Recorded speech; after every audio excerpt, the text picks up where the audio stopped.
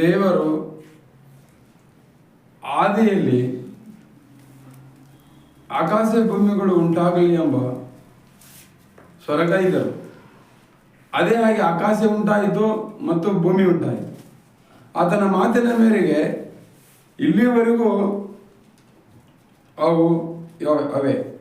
ಹಾಗೆ ದೇವರ ಶಬ್ದದಿಂದ ಏನೆಲ್ಲ ಉಂಟಾಗ್ತೈತೆ, ಗಿಡ ಮರಗಳು ಉಂಟಾಗ್ತು. ಹಾಗೆ ದೇವರ ಶಬ್ದದಿಂದ ನೀನು ಆರೋಗ್ಯವಂತ ಆಗು ಅಂದರೆ ಹಾಗೆ ಆಗ್ತೈತೆ. ಅದಕ್ಕೆ ದೇವರು ತನ್ನ ಸಾಮರ್ಥ್ಯವನ್ನು ಮನುಷ್ಯನ ಕಣ್ಣಿಗೆ ಮರೆ ಮಾಡದೇನೆ ಅದನ್ನು ಗೋಚರಪಡಿಸಿದ್ದಾನೆ. ಮನುಷ್ಯ ತಿಳಿಯದೇ ಇರಬಾರ್ದು ತಾನು ಯಾರು ಅಂತ. ಅದಕ್ಕೆ ದೇವರು ಎಷ್ಟು ಬಲ ಸಾಮರ್ಥ್ಯಶಾಲಿ ಆಗಿದ್ದಾನೆ. ಸಮುದ್ರವನ್ನು ಉಂಟು ಮಾಡಿ ನೀನು ಇಷ್ಟೇ ಮಿತಿ ಮೀರಿ ಹರಿಬೇಕು, ಅದಕ್ಕಿಂತ ನೀನು ಮುಂದೆ ಬಲಿಸಿ ಹೋಗಬಾರ್ದು ಅಂತ ಅದಕ್ಕೂ ಒಂದು ಮೇರೇನು ಗೊತ್ತು ಮಾಡಿದ್ದಾನೆ. ಅದು ಅಷ್ಟಕ್ಕೆ ಸಮುದ್ರ ತನ್ನ ಕೆಲಸ ಮಾಡ್ತೈತೆ. ಇಡೀ ವರ್ಲ್ಡ್ ತುಂಬ, ಜಗತ್ತು ತುಂಬ ಅದು ಹರಿಲಿಕ್ಕೆ ಮನಸ್ಸಿರ್ತೇನೋ, ಆದರೆ ದೇವರ ಆಜ್ಞೆಯ ಮೂಲಕ ತನ್ನ ಜಾಗಕ್ಕೆ ಎಷ್ಟು ಸೀಮಿತ ಮಾಡಿಕೊಂಡೈತೆ ಅಷ್ಟಕ್ಕೆ ಅದು ಕ್ರಮಬದ್ಧವಾಗಿ ಐತೆ. ಹಾಗೆ ದೇವರು ತನ್ನ ಸ್ವರ ಎಷ್ಟು ಪವರ್ಫುಲ್ ಇದೆ. ಗಾಡ್ಸ್ ವರ್ಡ್ ಅಂದರೆ ಆತನು ಹೇಳುತ್ತಲೇ ಏನಂದರೆ ಏನೆಲ್ಲ ಆಗುತ್ತೆ. ಯೆಹೋವನ ವಾಣಿ ಅಷ್ಟು ಸೂಪರ್ ಪವರ್ಫುಲ್ ವರ್ಡ್ ಮನುಷ್ಯನ ಮಧ್ಯದಲ್ಲಿ ಕೆಲಸ ಮಾಡ್ತೈತೆ ಅಂತ ಯಾರು ಅದನ್ನು ಅರ್ಥೈಸಿಕೊಳ್ಳುವವರು ಬಹು ಕಡಿಮೆ. ಅದಕ್ಕೋಸ್ಕರ ಬುಕ್ ಆಫ್ ಎಜಿಕಲ 37 ಏನು ಬರ್ತೈತೆ, ನಾನು ಯೆಹೋವನ ಹಸ್ತಸ್ಪರ್ಶದಿಂದ ಭರವಸೆನಾಗಲು ತನ್ನ ಆತ್ಮದ ಮೂಲಕ ಒಯ್ದು ಎಲುಬುಗಳಿಂದ ತುಂಬಿದ ಒಂದು ತಗ್ಗಿನಲ್ಲಿ ಇಳಿಸಿತು. ಆ ಎಲುಬುಗಳ ಮಧ್ಯೆ ಇಳುಕೊಂಡು ಬರುವಂತೆ ಮಾಡಿತು. ತಗ್ಗಿನ ಮೇಲೆಲ್ಲ ತೀರಾ ಒಣಗಿದ ಎಲುಬುಗಳು ಲೆಕ್ಕವಿಲ್ಲದಷ್ಟು ಬಿದ್ದಿತು. ಆತನು ಏನು ಮಾಡಿದ, ಯೆರೆಮೀಯನಿಗೆ ಒಂದು ಎಲುಬುಗಳಿಂದ ತುಂಬಿದ ಒಂದು ತಗ್ಗು, ಕಡಿದಾದ ಸ್ಥಳ, ಅಲ್ಲಿ ಕರ್ಕೊಂಡು ಹೋಯ್ತು ಆತ್ಮ. ಅವು ಎಲ್ಲವುಗಳನ್ನು ತೋರಿಸಿತು. ಅಲ್ಲಿ ತುಂಬ ಲೆಕ್ಕವಿಲ್ಲದೆ ಎಲುಬುಗಳು ಬಿದ್ದಿದ್ದು, ಮೂಳೆಗಳು ಬಿದ್ದಿದ್ದು. ಅಲ್ಲಿ ಆ ಮೂಳೆಗಳನ್ನು ನೋಡಿದಾಗ ಯೆಹೋವ ಪ್ರಶ್ನೆ ಮಾಡ್ತಾನೆ, ಕರ್ತನಾದ ಯೆಹೋವ ಏನು ಅಂತ, ನರಪುತ್ರನೇ ಈ ಎಲುಬುಗಳಿಗೆ ಜೀವ ಬರಬಹುದಾ? ಆತ ಹೇಳ್ತಾನೆ, ಸ್ವಾಮ ನೀನೇ ಬಲ್ಲೆ, ಇದಕ್ಕೆ ಜೀವ ಬರ್ತೈತೋ ಏನೋ ಅನ್ನೋದು ನನಗೆ ಅರ್ಥ ಆಗ್ತಾ ಇಲ್ಲ. ಅದಕ್ಕೆ ದೇವರು ಏನು ಮಾಡ್ಬೇಕಂದಿರ್ತಾನೆ, ಅದು ನಮ್ಮ ತಿಳುವಳಿಕೆಗೆ ಕೆಲವು ಸಮಯದಲ್ಲಿ ಆತ ಮಾಡಿದ ಮೇಲೆ ನಮ್ಗೆ ಗೊತ್ತಾಗುತ್ತೆ. ಆತ ತನ್ನ ಕಾರ್ಯ ಮಾಡದೇ ಇರುವಾಗ ದೇವರು ಏನು ಮಾಡಿದಾನೆ ಅಂತ ಅಂದ್ಕೊಂಡು ನಾವು ಗ್ರಹಿಸಲಾರೆಯೋ ಊಹಿಸಲಾರೆಯೋ ಏನು ಮಾಡ್ತಾನಂತ ಅನೇಕರು. ಅದಕ್ಕೆ ದೇವರ ಮಾತುಗಳು ಏನು ಅಂತಂದರೆ ಅವು ಏನು ಅಂತಂದರೆ ಅಚ್ಚುಕಟ್ಟಾಗಿ ಏನಂತಂದರೆ ನಶಿಸಿ ಹೋಗದಂತಹ ಲಿಪಿಗಳಾಗಿವೆ. ಅದಕ್ಕೆ ಹೇಳ್ತದೆ ಬೈಬಲು, ದೇವರ ವಾಕ್ಯ ಎಂದಿಗೂ ಅಳೆದು ಹೋಗುವುದಿಲ್ಲ. ಆತನ ಬಾಯಿ ಮಾತು ಎಲ್ಲವೂ ನೆರವೇರ್ತದೆ. ಭೂಮಿ ಆಕಾಶಗಳು ಅಳೆದು ಹೋಗ್ತವೆ, ಆದರೆ ಆತನ ವರ್ಡ್ ಆಗಲಿ, ಒಂದು ಸೊನ್ನೆ ಆಗಲಿ ನೆವರ್ ಫೇಲ್, ಅಳೆದು ಹೋಗುವುದಿಲ್ಲ. ಅದಕ್ಕೆ ದೇವರ ಮಾತು ಸದಾ ಶಾಶ್ವತ, ಅದು ಸತ್ಯ. ಅದಕ್ಕೋಸ್ಕರ ಒಣಗಿದ ಎಲುಬುಗಳೇ ಯೆಹೋವನ ವಾಕ್ಯ ಕೇಳಿರಿ, ಕರ್ತನಾದ ಯೆಹೋವನು ನಿಮಗೆ ಹೇಗೆ ಹೇಳುತ್ತಾನೆ. ಅದಕ್ಕೆ ಅವನೇನು ಹೇಳ್ತಾ ಇದ್ದಾನೆ, ಎಲುಬುಗಳ ಮೇಲೆ ಧ್ವನಿಯನ್ನು ಹರಡಿ ಅದಕ್ಕೆ ದೈವೋಕ್ತಿಯನ್ನು ನುಡಿ. ಆ ಎಲುಬುಗಳಿಗೆ ನೀನು ವೇದ ವಾಕ್ಯವನ್ನು ನುಡಿ, ದೈವೋಕ್ತಿಯನ್ನು ನುಡಿ, ಅದರ ಮೇಲೆ ದನಿಕೈ ಅಂತ ಯೆಹೋವ ಹೇಳ್ತಾನೆ. ಒಣಗಿದ ಎಲುಬುಗಳೇ ಯೆಹೋವನ ವಾಕ್ಯಗಳನ್ನು ಕೇಳಿರಿ, ಕರ್ತನಾದ ಯೆಹೋವನು ನಿಮಗೆ ಹೀಗೆ ಹೇಳುತ್ತಾನೆ, ಇಗೋ ನಾನು ನಿಮ್ಮೊಳಗೆ ಶ್ವಾಸವನ್ನು ಹೋಗಿಸ್ತೇನೆ. ಇದು ಏನು ಅಂತಂದರೆ, ಯೆಹೋವನು ಒಣಗಿದ ಎಲುಬುಗಳ ಮಧ್ಯದಲ್ಲಿ ಶ್ವಾಸ ಹಾಕ್ತೀನಿ, ಅವುಗಳು ಮತ್ತೆ ಜೀವ ಬರ್ತೈತೆ. ದೇವರು ಇಂತಹ ಕಾರ್ಯ ಮಾಡುವನಾಗಿದ್ದಾನೆ, ಏನೆಲ್ಲ ಮಾಡುವನಾಗಿದ್ದಾನೆ. ಮನುಷ್ಯನು ಏನು ಅಂತಂದ್ರೆ ಮನುಷ್ಯರಿಂದ ಹುಟ್ಟಿ ಬರುತ್ತಾನೆ, ಪ್ರಾಣಿಗಳು ಪ್ರಾಣಿಗಳಿಂದ ಬರ್ತಾರೆ.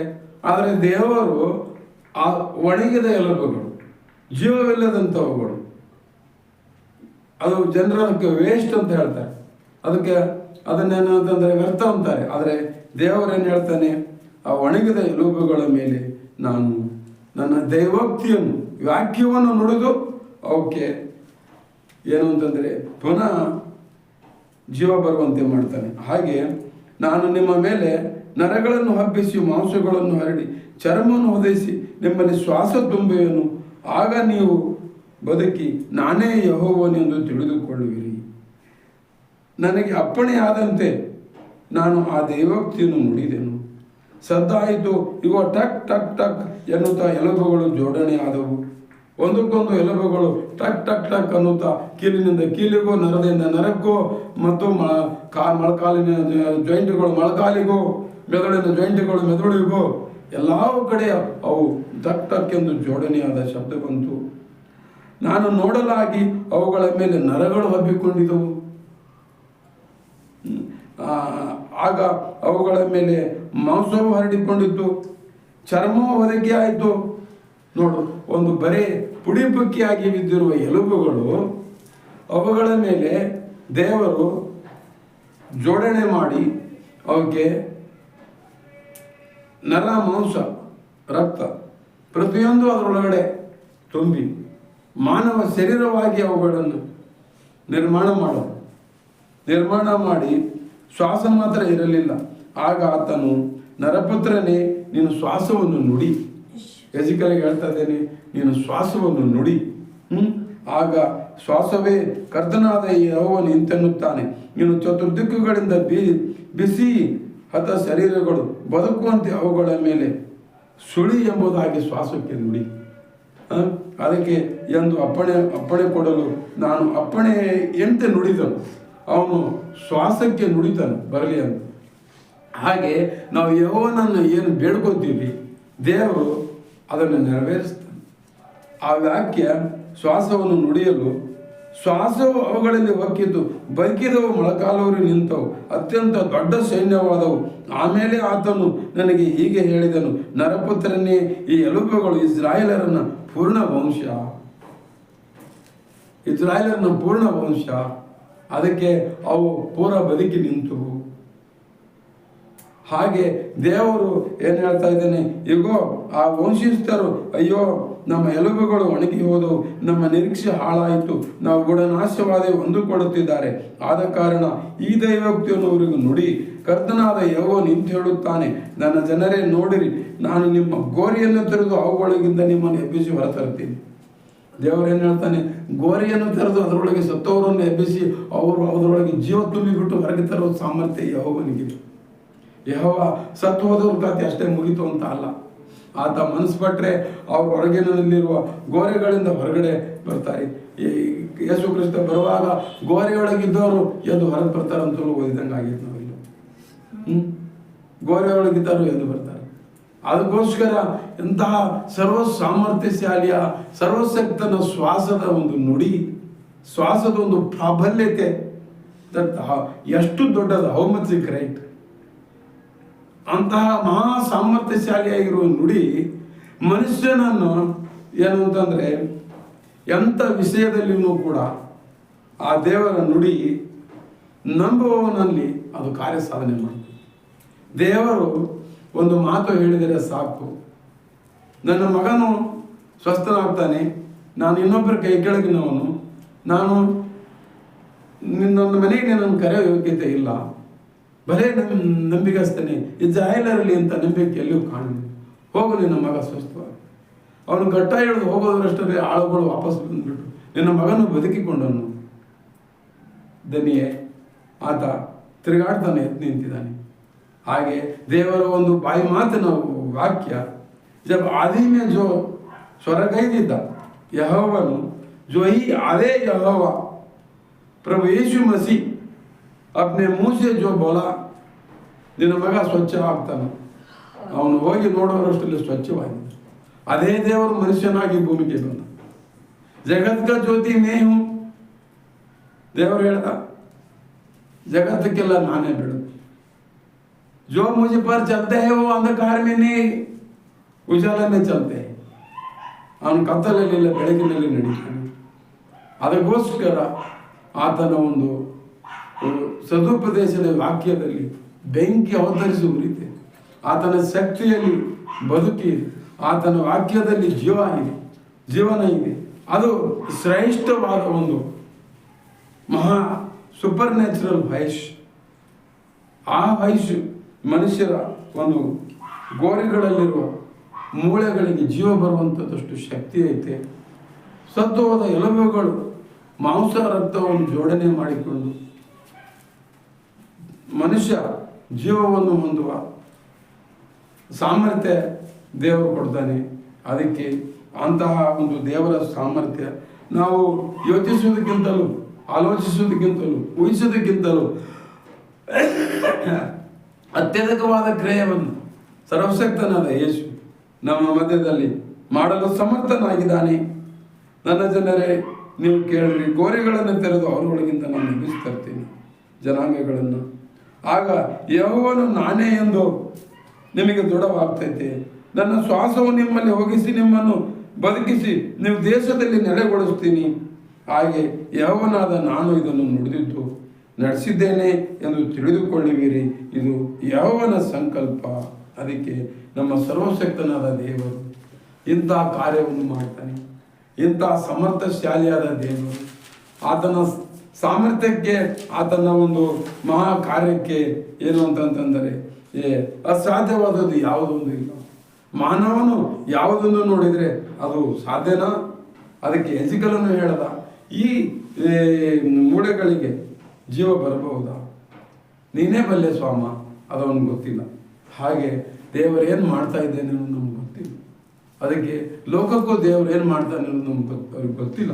ಅದಕ್ಕೆ ಒಂದು ದಿವಸ ನ್ಯಾಯದಂಡನೆಯ ದಿನದಲ್ಲಿ ದೇವರು ಒಂದು ನರಕದ ಒಂದು ಬಿಸಿ ಮುಟ್ಟಿಸುವ ಮೊದಲು, ಜನಾಂಗಗಳೇ, ನನ್ನ ಪ್ರಾಣಗಳು, ನನ್ನ ಪ್ರಜೆಗಳು ನರಕದ ಒಂದು ತೊರೆಗೆ ಬರದ ಹಾಗೆ ಅವರಿಗೆ ಸುಶಿಕ್ಷಿತವಾದ ಬೋಧನೆಯನ್ನು ಸರ್ವಶಕ್ತನಾದ ಸಾಮರ್ಥ್ಯಶಾಲಿಯೇ ದೇವರು ಇಂಥವನಾಗಿದ್ದಾನೆ ಯೇಸು ಕ್ರಿಸ್ತನು ಎನ್ನುವ ಮನವರಿಕೆ ನೀವು ಜಾತಿ ಜನಾಂಗಗಳಿಗೆ ಅರಿವು ಹುಟ್ಟಿಸ್ರಿ. ಅವರು ಒಂದು ವೇಳೆ ತಪ್ಪಿಸಿಕೊಂಡು ದೇವರ ಮಾರ್ಗಕ್ಕೆ ತಿರುಗುವವರಾಗಲಿ ಎಂಬ ಆಶ್ವಾಸನೆ ದೇವರದಾಗಿದೆ. ಅದಕ್ಕಾಗಿ ಸೃಷ್ಟಿಕ ಒಂದೊಂದು ಮೂಲೆಗಳಲ್ಲಿಯೂ ಕೂಡ ಜನರನ್ನು ಬಿಲ್ಲು ಬಾಣಗಳನ್ನು ಕೊಟ್ಟು ಸೈತಾನನನ್ನು ಪಕ್ಷಿಯಂತೆ ಬೇಟೆಯಾಡಿ ಜನಾಂಗಗಳನ್ನು ಬಿಡುಗಡೆ ಮಾಡಲಿಕ್ಕೆ ಯುದ್ಧ ವೀರರನ್ನು ನೇಮಿಸಿದ್ದಾನೆ. ಜನಾಂಗಗಳನ್ನು ಆತ ಉಪಸ್ಥಿತಿಗೊಳಿಸಿದ್ದಾನೆ. ಅವರು ಸುಸಮಾಚಾರ ಸಾರುವವರು ಸಾರಿ ಜನಾಂಗಗಳಿಗೆ ವೇದವಾಕ್ಯದ ಒಂದು ಧ್ವನಿ ಕೇಳಿ ಕರ್ತನಾದ ಯೆಹೋವನ ಮುದ್ರೆ ಅವರ ಮೇಲೆ ಬೀಳುವ ಹಾಗೆ ಸರ್ವಶಕ್ತನಾದ ದೇವರು ತಾನೇ ತನ್ನ ಸ್ವಂತ ಕೈಯಿಂದ ಕಾರ್ಯ ಮಾಡ್ತಾ ಇದ್ದಾನೆ. ಅದಕ್ಕೆ ಎಲ್ಲ ಕಷ್ಟಪಡುವವರೇ, ಸಂಕಟ ಪಡುವವರೇ, ಬರೆ ಹೊತ್ತವರೇ, ನೀವೆಲ್ಲರೂ ನನ್ನ ಬಳಿಗೆ ಬಂದ್ರಿ, ನಾನು ನಿಮಗೆ ವಿಶ್ರಾಂತಿಯನ್ನು ಕೊಡ್ತೀನಿ ಎಂದು ಲಿಖಿತದೊಡನೆ ಕರೆದಾತನು ತನ್ನ ಕೈಗಳನ್ನು ಚಾಚಿ ಮಾನವರಿಗಾಗಿ ದನಿಗೈತಾ ಇದ್ದೀನಿ. ಎಲ್ಲ ಪಶುಪ್ರಾಯರೇ, ತಪ್ಪಿಸಿಕೊಂಡ ಸಂತತಿಗೆ ನೀನು ತಿರುಗಿ ನನ್ನಂತಲ್ಲಿ ಬನ್ರಿ, ಕಮ್ ರಿಟರ್ನ್. ಅದಕ್ಕೋಸ್ಕರ ಕರ್ತನು ನಮಗೋಸ್ಕರ ಕ್ರೂಜೆ ಮೇಲೆ ತನ್ನ ಪ್ರಾಣವನ್ನು ತ್ಯಾಗ ಮಾಡಿ ತನ್ನ ಸ್ಥೂಲ ದೇಹದಲ್ಲಿ ಉಂಟಾದ ರಕ್ತದ ಗಾಯಗಳಿಂದ ನಮ್ಮನ್ನು ಬಿಡುಗಡೆ ಮಾಡಲು ಸಕಲ ಸಮರ್ಥತೆಯನ್ನು ಹೊಂದಿದ ಆತನಾದ ದೇವರು ಇಂದು ನಮಗೆ ಆತ ತನ್ನ ರಕ್ತದಿಂದ ಸಕಲ ಪಾಪಗಳನ್ನು ಮನುಷ್ಯಕುಮಾರನಿಗೆ ಕ್ಷಮಿಸುವ ಅಧಿಕಾರ ಭೂಮಿ ಮೇಲೆ ಉಂಟು. ಎಲ್ಲ ಶಾಸ್ತ್ರಿಗಳೇ ಪರಿಸಾಯಿರಿ, ನೀವು ತಿಳಿದವರಾಗಿರಬೇಕು ಅಂತ ಘೋಷಣೆ ಮಾಡಿದ್ದಾನೆ. ಅದಕ್ಕೆ ಮನುಷ್ಯನು ಪಾಪ ಕರ್ಮದಿಂದ ಸಾಯುವ ಒಂದು ದುರದೃಷ್ಟತೆಯನ್ನು ತಪ್ಪಿಸಲಿಕ್ಕೆ ಯೇಸು ಕ್ರಿಸ್ತನು ತನ್ನನ್ನು ಕ್ರೂಜೆಯ ಮೇಲೆ ಮರಣದಿಂದಲೇ ಮರಣಾಧಿಕಾರಿಯನ್ನು ಕೊಂದು ನಮಗಾಗಿ ತಾನು ಜೀವಸ್ವರೂಪಿಯಾಗಿ ಮತ್ತೊಂದು ಆವರ್ತಿ ಈ ಭೂಮಿಯ ಮೇಲೆ ಸತ್ತು ಎದ್ದು ಬಂದಿದ್ದಾನೆ. ಭೂಮಿಯ ಮೇಲೆ ಕ್ರೂಜೆಯ ಮೇಲೆ ತನ್ನನ್ನು ಸಮರ್ಪಿಸಿಕೊಂಡು ಸತ್ತು ಎದ್ದು ಬಂದಿದ್ದಾನೆ. ನಾವು ಸತ್ತು ಎದ್ದು ಬಂದು ಆತನಲ್ಲಿ ನಂಬಿಕೆ ಇಟ್ಟಿರುವವರು ಆಗಿರುವುದರಿಂದ ನಾವು ಆತನ ಹಾಗೆ ಬದುಕ್ತೀವಿ ಎಂಬ ನಿರೀಕ್ಷೆ ನಮಗಿದೆ. ಈ ಬದುಕು ನಾವು ಯಾತರಿಂದಲೂ ಕಟ್ಟಿಕೊಳ್ಳಲಾರೆ. ನಮ್ಮ ಆಸ್ತಿ ಅಂತಸ್ತು ಹಣ ವಜ್ರ ವೈಡೂರ್ಯ ಮತ್ತು ಚಿನ್ನ ರತ್ನ ಮುತ್ತುಗಳಿಂದ ನಾವು ಕಟ್ಟಿಕೊಳ್ತೀವಿ ಅಂತ ಹೇಳಿ ಅನ್ನೋದು ಸುಳ್ಳು. ಯಾಕೆಂದರೆ ಅದು ದೇವರ ಒಂದು ವಾಕ್ಯದ ಮೂಲಕ ನಾವು ಬದುಕು ಕಟ್ಟಿಕೊಳ್ತೀವಿ. ದೇವರ ವಿಧಿಗೆ ಅನುಸಾರವಾಗಿ ನಡೆಯುವುದರಿಂದ ನಾವು ಜೀವನ ಪಡಿತೀವಿ. ಅದಕ್ಕೆ ಈ ಜೀವ ಅಜರಾಮರವಾದದ್ದು. ಅದಕ್ಕೆ ಕರ್ತನಾದ ದೇವರು ಎಲ್ಲ ಬಾಯರಿದವರೇ ಎಸೆದವರೇ ನೀವೆಲ್ಲರೂ ನನ್ನ ಬಳಿಗೆ ಬನ್ನಿರಿ, ಕ್ರಯವಿಲ್ಲದೆ ನೀವು ತಕ್ಕೊಳ್ಳಿರಿ, ಕುಡಿಯಿರಿ, ಜೀವಜಲವನ್ನು ನಿಮಗೆ ಕೊಡ್ತೀನಿ. ದೇವರು ನಮ್ಮ ಹಸಿವಿನ ನೆರಡಿಕೆ ದಣಿವು ನಿವಾರಿಸಲಿಕ್ಕೆ ನಮ್ಮನ್ನು ಚೈತನ್ಯಗೊಳಿಸುವ ಉದ್ದೇಶದಿಂದ ನಮಗೆ ಕರ್ತನಾದ ದೇವರು ಜೀವಜಲ ಎಂಬ ಪವಿತ್ರ ಆತ್ಮವನ್ನು ನಮಗೆ ಧಾರಾಳವಾಗಿ ನಮ್ಮಲ್ಲಿ ಸುರಿಸಿದ್ದಾನೆ. ಆತನನ್ನು ಅರಿಯುವಂತೆ ನಮ್ಮನ್ನು ಚಾಕು ಚಕ್ಕತೆ ಮಾಡಿದ್ದಾನೆ. ದಟ್ಸ್ ಹೋಲಿ ಸ್ಪಿರಿಟ್ ನಮ್ಮ ಪರವಾಗಿ ವಿಟ್ನೆಸ್ ಕೊಡ್ತೈತೆ. ನನಗೆ ದೇವರು ಮಾಡಿದ ಕಾರ್ಯಗಳು ಇಂತಿಂತವು ಅಂತ. ದೇವರು ಪವಿತ್ರ ಆತ್ಮವನ್ನು ನಮಗೆ ಕೊಡುವುದು ಕಾರಣ ನೀವು ಒಬ್ಬಂಟಿಗರಾಗಿರಬಾರದು. It is one of the support and helper of your life. ದೇವರು ಪವಿತ್ರ ಆತ್ಮನ ನಿಮಗೆ ಸಹಾಯಕನಾಗಿ ನಿಮಗೆ ಕೊಡಲ್ಪಟ್ಟಿದ್ದಾನೆ. ಆತ ನಿಮಗೋಸ್ಕರ ಇದ್ದಾನೆ. ಅದಕ್ಕೋಸ್ಕರ ನಮ್ಮ ಸಕಲ ವಿಜ್ಞಾಪನೆ ಮನವಿಗಳು ಪವಿತ್ರ ಆತ್ಮನು ಪರಲೋಕಕ್ಕೆ ಸಮರ್ಪಿಸಿ ಕರ್ತನಾದ ದೇವರ ಸಮಕ್ಷಮದಲ್ಲಿ ನಮ್ಮ ವಿನಂತಿಯನ್ನು ಲಾಯಿಸುವಂತೆ ನಾವು ಪರಿಶುದ್ಧರಾಗಿ ನಡೆಯುವುದರಿಂದ ಆತ ಕಾರ್ಯ ಮಾಡ್ತಾ ಇದ್ದಾನೆ. ಅದಕ್ಕೋಸ್ಕರ ಸರ್ವಶಕ್ತನಿಗೆ ನಮ್ಮ ಕೃತಜ್ಞತೆಗಳು.